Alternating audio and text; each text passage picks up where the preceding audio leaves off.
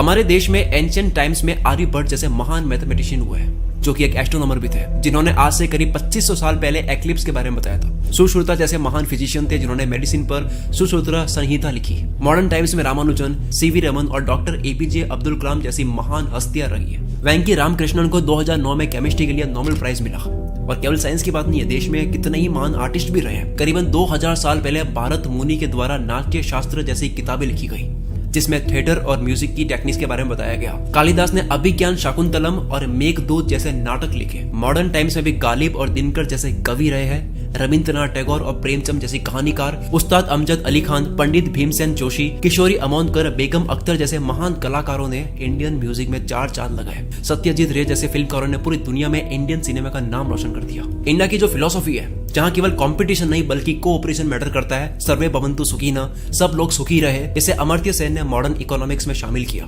Welfare economics का concept लेकर आए और उन्हें 1998 में इकोनॉमिक्स का नोबेल प्राइज मिला। आज दुनिया भर की बड़ी बड़ी कंपनियों में, चाहे गूगल हो या माइक्रोसॉफ्ट, वहां हम इंडियन ओरिजिन सीईओ देख सकते हैं। ये तो बातचीत की शुरुआत है। अभी तो जाने कितना कुछ कहा जा सकता है, बताया जा सकता है, जिस पर हम इंडियन प्राउड कर सकते हैं। प्राउड फील करो, अच्छी बात है, लेकिन प्राउड फील करते हुए ये ना हो कि आप प्रॉब्लम्स को देख नहीं पा रहे हो। अगर प्रॉब्लम्स को देख नहीं पा रहे हो तो सॉल्यूशन ढूंढ नहीं पाओगे, और अगर सॉल्यूशन नहीं ढूंढा गया तो ये प्रॉब्लम देश को दिमाग की तरह खाती रहेगी।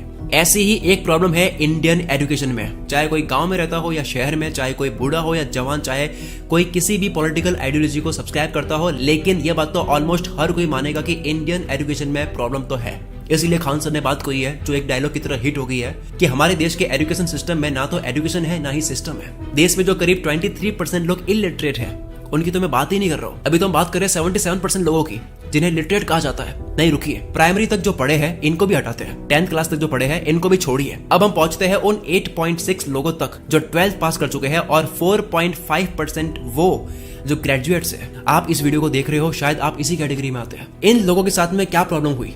ठीक ठाक लेवल तक एजुकेशन तो मिल गई, तो फिर इनको प्रॉब्लम्स क्या हुई? शायद आप प्रॉब्लम को समझ रहे होगे। मैं बात कर रहा हूँ अनएम्प्लॉयड होने की, और आप फटाक से बोल भी दोगे कि हमारे स्कूल्स में स्किल्स नहीं सिखाई जा रही है, वोकेशनल ट्रेनिंग नहीं है, एक्सेट्रा। खान सर ने भी ये बात कही थी, बहुत सी लोग यही कहते हैं। सही है, मैं एग्री करता हूँ कि स्किल्स सिखानी चाहिए, ये बात जायज है। बट वेट, आज इस वीडियो में मैं इससे भी गहरी प्रॉब्लम के बारे में बात करने वाला हूँ। कहीं पर इसके बारे में बात नहीं होती है, इसलिए लगा कि मुझे इस पर बात करनी चाहिए। आज वो वीडियो की तरफ अब जानते हैं कि क्या प्रॉब्लम है एजुकेशन सिस्टम में। तैयार है सारे लोग सुनने को, आईना देखने को? प्रॉब्लम यह है कि एक डॉक्टर कलाम पर हम इतना गर्व करते हैं, तो फिर देश में हजारों डॉक्टर कलाम क्यों नहीं है? मैकडॉनल्ड्स में बर्गर ठूस रहे 2 कॉलेज के लड़के साइंस के बारे में बात क्यों नहीं कर रहे हैं? आम लोगों में ग्रेटनेस की कमी है, ये तो एक बात है, लेकिन इससे बड़ी बात यह है कि उनमें ग्रेटनेस का ख्वाब तक नहीं आता है। नोबेल प्राइज उनके लिए क्या है? बस 2 मार्क्स का क्वेश्चन।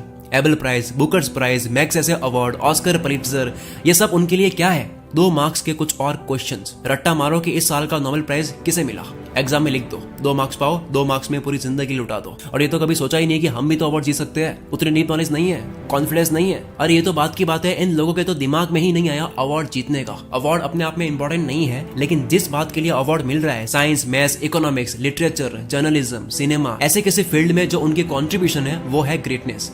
ये सब अवार्ड केवल उन ग्रेटनेस का रिकॉग्निशन है। बताओ, दिमाग में कभी आया कि मैं भी साइंटिफिक इन्वेंशन करूं, कैंसर का इलाज ढूंढकर बताऊं दुनिया को? किसान जो फसल उगाते हैं, कुछ एग्रीकल्चरल रिसर्च पर उनकी क्रॉप यील्ड को बढ़ाने का तरीका बताओ। कल्पना चावला की तरह अंतरिक्ष में उड़ जाओ। आर्यभट्ट पर गर्व करते हैं ना, तो कभी उनकी तरह कोई डिस्कवरी करने का दिमाग में आया? सोचो, रविंद्रनाथ टैगोर ने 14 नॉवल लिखे, 100 से ज्यादा कहानियां, सैकड़ों कविताएं और 2200 से ज्यादा गाने, जो आज तक भी गाए जा रहे हैं, सुने जा रहे हैं। एग्जाम में पूछा गया कि चौखेर बाली किसने लिखा? आपने आंसर लिख दिया टैगोर, 2 मार्क्स के लिए, बात खत्म। कभी दिमाग लगाया ही नहीं कि मैं भी ऐसी नॉवेल लिखूं। कैसे आएगा दिमाग में?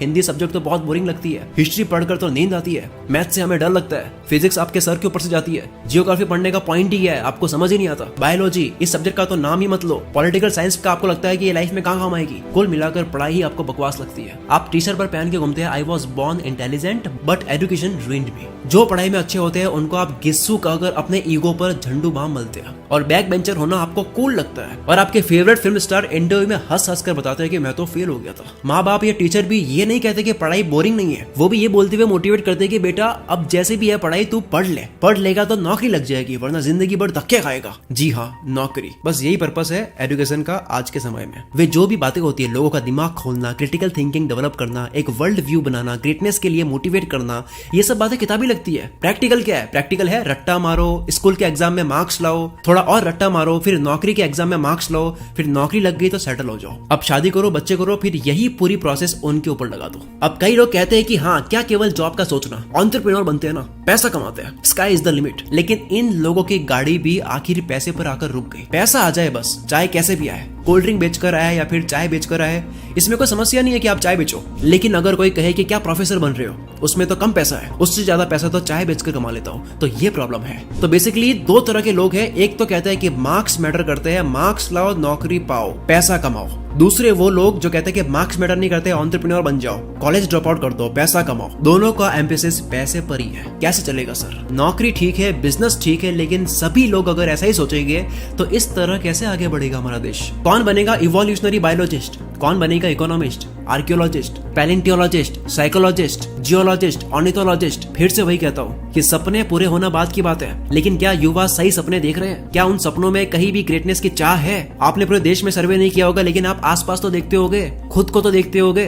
कभी कहा किसी ने कि डॉक्टर सलीम अली की तरह महान ऑर्निथोलॉजिस्ट बनना है, सुब्रमण्यन चंद्रशेखर की तरह महान फिजिसिस्ट बनना है। मुझे तो कोई ऐसा नहीं मिला अपने आसपास, इसलिए कहता हूँ कि खोट है, बहुत भारी खोट है हमारे एजुकेशन सिस्टम में। उस पढ़ाई में कोई भारी गड़बड़ है जो बोरिंग है, वरना सही ढंग से हो तो पढ़ाई बोरिंग कैसे हो सकती है? साइंस क्या है? Law of nature. बारिश कैसे होती है? सुबह आसमान का रंग लाल क्यों होता है? बर्फ पानी में क्यों तैरती है? हार्ट अटैक आने का कारण क्या है? किसी भी बच्चे के दिमाग में ऐसे कितने सवाल आते हैं। ये क्यूरियोसिटी बहुत नेचुरल है, लेकिन फिर धीरे धीरे स्कूल में क्यूरियोसिटी को मार दिया जाता है। कॉन्सेप्ट किसी भी चीज का क्लियर नहीं है। Laws of refraction, Ohm's law, कुछ भी याद है आपको? नहीं है। बस सिस्टम यही है कि रट्टा मारो, एग्जाम में वॉमिट कर दो, मार्क्स पाओ, सब भूल जाओ। इस तरह साइंस पढ़ने वाला कोई भी बच्चा कैसे साइंटिस्ट बनने के बारे में सोच सकता है? मैथ्स क्या है? याद करने का कुछ भी नहीं है इसमें, सारा कुछ बस कॉन्सेप्ट है। लेकिन चाहे मल्टीप्लिकेशन टेबल्स हो, अलजेब्रा फार्मूला हो, मिक्सचर सॉल्यूशंस हो या पाइथागोरस थ्योरम, सब कुछ रट्टा मारो, रट्टा मारो, रट्टा मारो। क्या हिस्ट्री से ज्यादा इंटरेस्टिंग कुछ हो सकता है? हिस्ट्री में बस कहानियां ही तो है। फ्रेंच रेवोल्यूशन की कहानी, रशियन रेवोल्यूशन की कहानी, हमारे फ्रीडम स्ट्रगल की कहानी, एक तो कहानी और वह भी सच्ची कहानी। हम इन कहानी का ही तो एक कॉन्ट्रीब्यूशन है। इतिहास से तो हमारी पूरी दुनिया निकली है। लेकिन क्या होता है? वर्ल्ड वॉर में एक्सिस पावर कौन थी? रट्टा मारो। चंपारण आंदोलन कौन से साल में हुआ? रट्टा मारो। अरे बता तो दो कि क्या था उस आंदोलन में। नहीं, ये सब सिलेबस से बाहर है। कोई भी एक्स्ट्रा डिटेल जिसकी वजह से आपको थोड़ा इंटरेस्ट आ जाए, वो सब सिलेबस से बाहर है। जियोग्राफी में हम पूरी दुनिया के बारे में जानते हैं, मजेदार है। लेकिन फिर से वही बात, कंट्रीज और कैपिटल्स का रट्टा मारो। कौन सी रिवर किस देश में है? रट्टा मारो। किस स्टेट में कौन सी क्रॉप होती है? रट्टा मारो। सबसे ज्यादा जोन तो हिंदी में। कविताओं की एक किताब होती है, क्या मकसद हो सकता है इसका?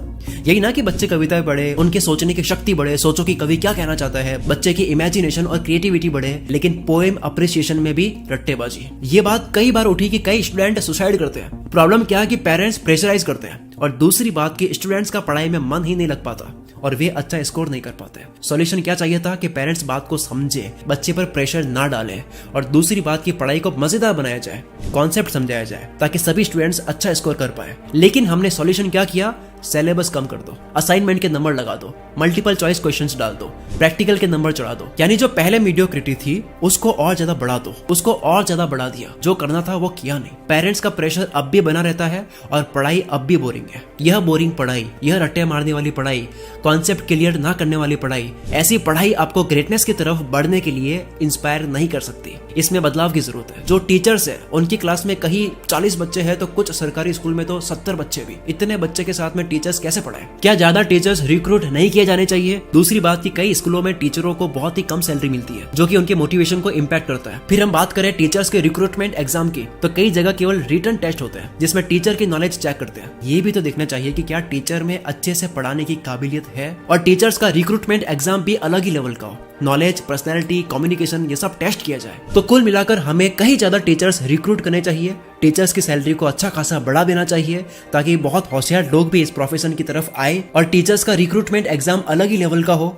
नॉलेज, पर्सनैलिटी, कम्युनिकेशन, ये सब टेस्ट किया जाए। और इस कम्युनिकेशन का फिर क्लासरूम में इस्तेमाल किया जाए। क्लासेस ज्यादा इंटरेक्टिव होगी, बजाय कि बस टीचर बुक रीडिंग कर रही है, ब्लैक बोर्ड पर सब लिखे जा रही है। पढ़ाई ऐसी होनी चाहिए जो एक इम्पोजिशन ना हो, बल्कि एक ट्रेजर हंट जैसी हो। टीचर आइडिया देती रहे और स्टूडेंट खुद से उस रिजल्ट, उस कंक्लूजन पर पहुंचे। स्टूडेंट किसी टॉपिक पर क्लास में प्रेजेंटेशन दे, पूरी क्लास के आगे उस टॉपिक को समझाए, पढ़ाई को हमारी जिंदगी से कनेक्ट करके दिखाया जाए। इन सब पर बातें तो होती है, लेकिन जमीनी स्तर पर कोई खास बदलाव नहीं दिखता। जब स्कूलों में बदलाव होगा तो देश में भी बदलाव देखने को मिलेगा। अगर कोई टीचर इस वीडियो को देखे तो प्लीज एंश्योर कीजिए कि आपकी क्लास बच्चों के लिए सजा तो नहीं, क्या उन्हें मजा आ रहा है। अगर कोई स्टूडेंट इस वीडियो को देख रहा है तो देखो कि अपनी तरफ से आप क्या कर सकते हो। असाइनमेंट नकल मार्क ना बनाए, क्लास में जाने से पहले ही उस टॉपिक को स्टडी करो। यूट्यूब पर इन चैप्टर से रिलेटेड वीडियोस है, उनको देखो, गूगल करो, वहां से पढ़ो, फिर किताब का चैप्टर पढ़ो और इसके बाद आती है क्लासरूम में पढ़ाई। ये करके आप देखोगे कि समझना काफी आसान हो रहा है। हर एक सब्जेक्ट को अच्छे से पढ़ो, रट्टा ना मारो, रट्टा मारे बिना भी अच्छे मार्क्स आ सकते हैं।